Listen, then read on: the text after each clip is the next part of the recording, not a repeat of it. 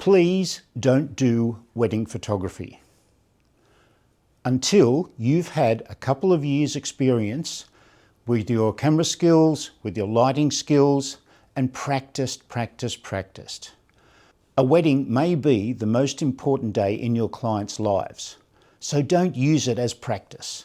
Don't think, well, I've got a good camera, I can just wing it. It's destined for disaster if things don't go perfectly.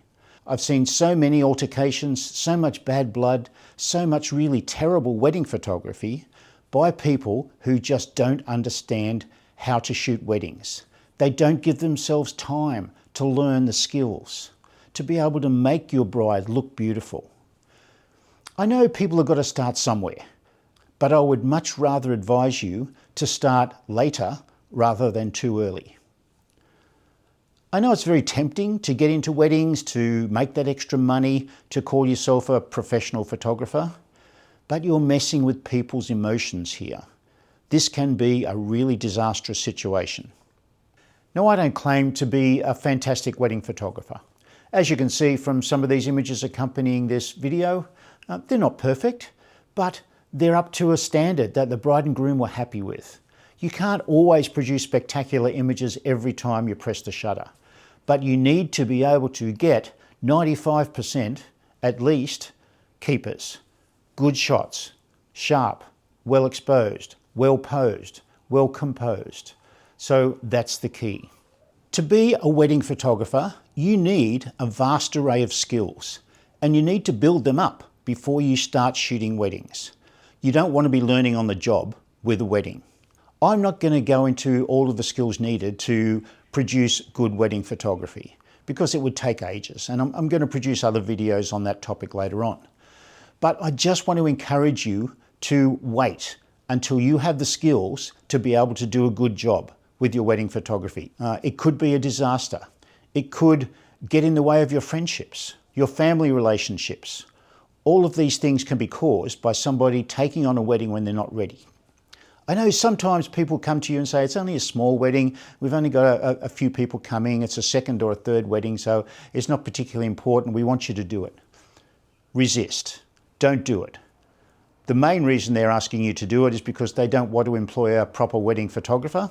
They want to save money, possibly, but they're putting pressure on you to come up with a result. They're not going to be happy with average photos. They're going to want good quality images, the same as they've seen everybody else get from their wedding. So please resist and resist and resist until you have the right skills, or until you're confident that you have the right skills. Now, some of the skills you need to produce good wedding photography. Now, I say good wedding photography because spectacular wedding photography doesn't happen very often. A good wedding photographer needs to produce 95% well-exposed images, well-composed images, well-posed images, well-focused images. All of these things need to be done to a much higher degree than you would with any other branch of photography. So you need to have those skills in place. Are you confident of getting 95% good shots at a wedding? If you're not, resist. Now, there are weddings and there are weddings. Some are easier than others. You don't know until you actually get to the wedding if it's going to be a cruisy one or if it's going to be a really difficult one. A lot of wedding photography has got to do with problem solving. Things happen at weddings. Emotions are high. Time is limited. So you need to be able to solve these problems when they come up. And you can only do that with practice, being confident in your skills. So having a good camera is not good enough. You need to have the skills to be able to use that camera to its fullest extent. You don't need a $10,000 whiz-bang camera. I did weddings for years and years with an APS camera, a good lens, and flash equipment. So you don't need an expensive camera. It helps if you have it, but don't think that that's going to make things any easier. You need spares. You need an extra camera body. You need extra lenses. You need extra batteries. You need a whole range of spares just in case something happens. You can't say, oh, I've dropped my camera, it's smashed, I'm going home, bye-bye. You need to have some systems in place so that you can actually continue doing your job. You're paid to be there for the whole day, most of the time, so you need to be able to complete the whole day's work. So spares are important. Other things, supplies such as SD cards, spare SD cards, maybe a hard drive that you can download the images to for security purposes. You need to be able to shoot on manual settings. You can't take on a wedding and just shoot everything on auto. It's just not going to work. The lighting situations vary so much. The exposure situations vary so much. So you need to be able to shoot. I'm not saying don't shoot on auto settings at all. I know a lot of photographers do quite successfully. But you need to be able to switch to manual settings, manual exposure particularly, when the need arises. You need to have lighting skills. You need to be able to use natural light properly. And in my experience over 40 years, very few photographers can use natural light for weddings. It's just not always there when you want it. You need to be able to control it. You need to be able to use scrims, reflectors. You need to be able to control the quality, the direction, the intensity and the color of that light. So much more than you would with any other job that you're doing. And you need to do it consistently. So flash is a must, I would say, for weddings nowadays.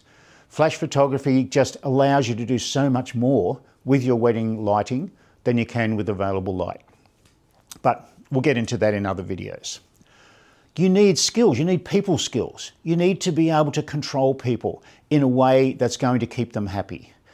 The main goal of a wedding photographer is to make the bride look beautiful as much as we possibly can, keep everybody happy, get the shots that you need to get, the shots that they want, not the shots that you want. So that requires a lot of people skills. Being calm, being in control, being able to fix situations that aren't working well, being able to control a crowd of people, which you often have to do at a wedding. And it's not an easy thing to do. So think about all of those things, knowing that as soon as you get home from a wedding, you need to back up those images. Make sure that you've got a backup just in case anything happens. You can't repeat a wedding. Or I've reshot weddings where photographers have stuffed up before, but it costs the couple a lot of money. But back up your images, make sure they're safe, make sure your security's there, make sure your post-processing is in place. So all of these things are basic things that you need to be able to control when you're a wedding photographer. But there's so much more that you need to be able to do. Preparation before the day. Checking out your locations the day before so you know where the light's going to be. You know that there may be roadworks in a particular spot so that you can work out the timing of all of your location shots to suit the light that you want. Making sure that you know you're going to get the shots that the bride and groom want. Liaise with them as much as possible. Make sure that they've given you a good idea of the style of image that they want. Do they want more artistic shots? Do they want more relaxed shots? Do they want more traditional type of shots? Try to avoid getting a list of images from the bride and groom because that puts a lot of pressure on you. But they know your style, so hopefully they'll be booking you for that particular style. But still, you need to produce the images that they want, not the ones that you want. And that involves a lot of preparation, making sure everything's in place before you start, particularly a contract. Don't do a wedding without a wedding contract. You need to have something in place that protects your bride and groom and protects yourself so that everybody knows what's expected of each other. So get a contract, that's very important. Learn how to pose people properly. Now by posing, I don't mean stand up against the wall with your hands in your pockets and look over this way. People don't want that sort of thing. They want instruction, they want direction, they want guidance, and you need to do that as a wedding photographer. Candid photography at weddings just doesn't work. If you think you're going to go to a wedding and just shoot candid shots, you're vastly mistaken.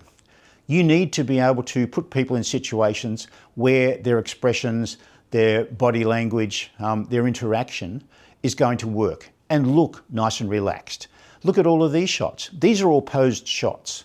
I wouldn't let my people just run around and do things and try and photograph them at that, in that particular way. I need to make sure that my composition, my focus, my lighting, all of those things are working in the place where I'm shooting these shots. But I just direct them. I direct them in a way that is fun, and I direct them in a way that I know I'm going to get great results. So learn to do that. It takes time. Posing properly is a great skill that you need as a wedding photographer, as a portrait photographer in general. So pose people without them knowing that they're being posed. Work with other vendors at the wedding. You need to work particularly with a videographer. You might need to work with a DJ. You might need to work with a wedding planner.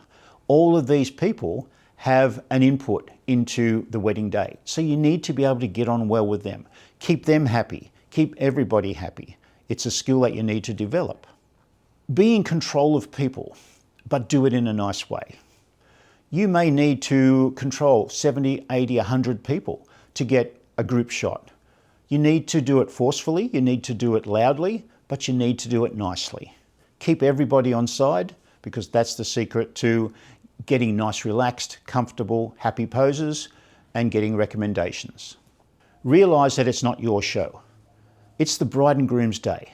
So if there's no need to get in there, don't get in there. Leave it, let things happen. Give them time to relate to each other. If there's an issue, maybe offer a suggestion to help, but don't take over, because it's not your day. You're not that important. Problems that you might come up against at a wedding. They are many, a multitude of problems that I've had over the years. I've shot probably 200-300 weddings in my time. The major one is time.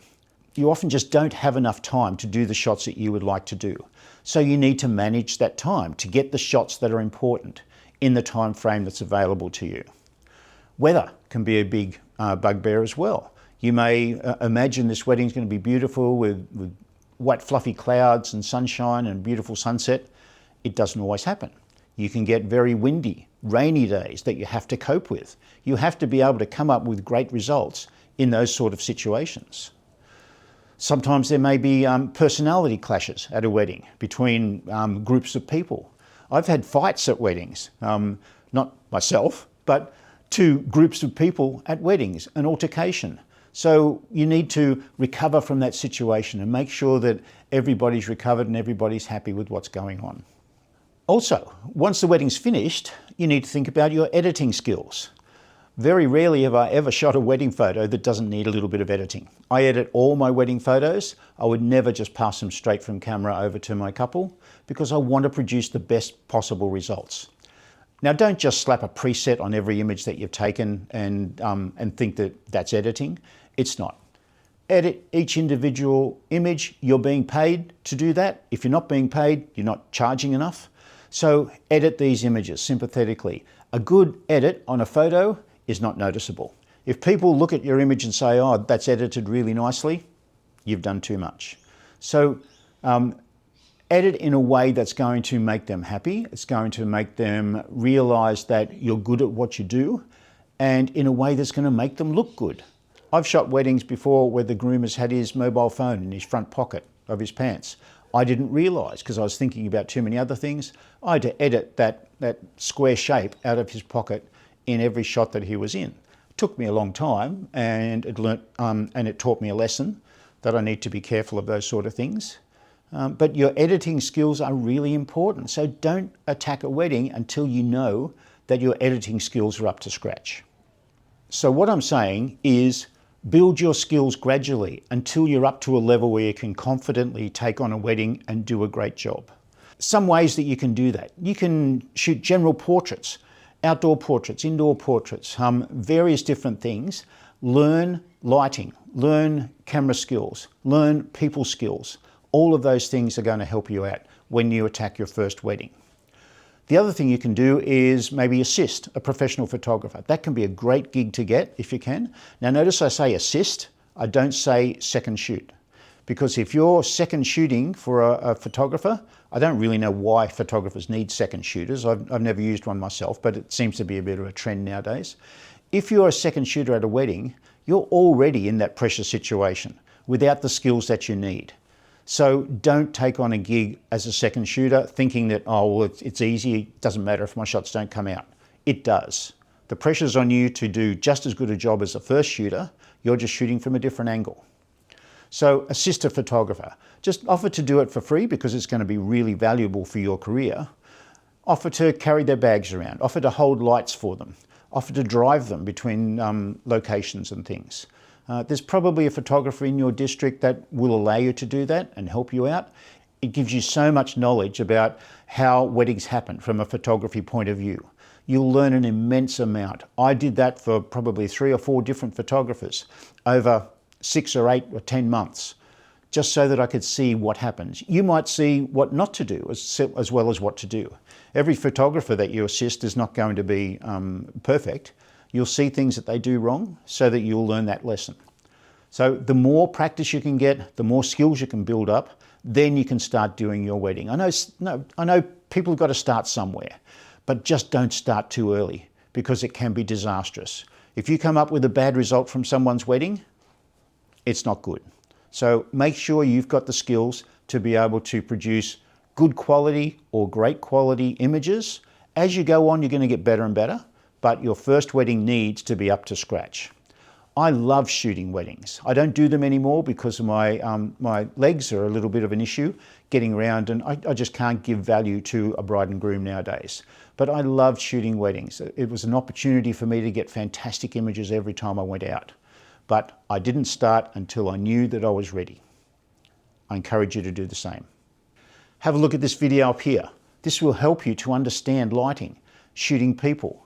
It's going to make a big difference if you understand how to use lighting, both flash and natural light. So have a look at this, have a look at lots of other videos, get out there and practice so that you're up to speed, you're up to skill when you take on your first wedding. I'll see you next time.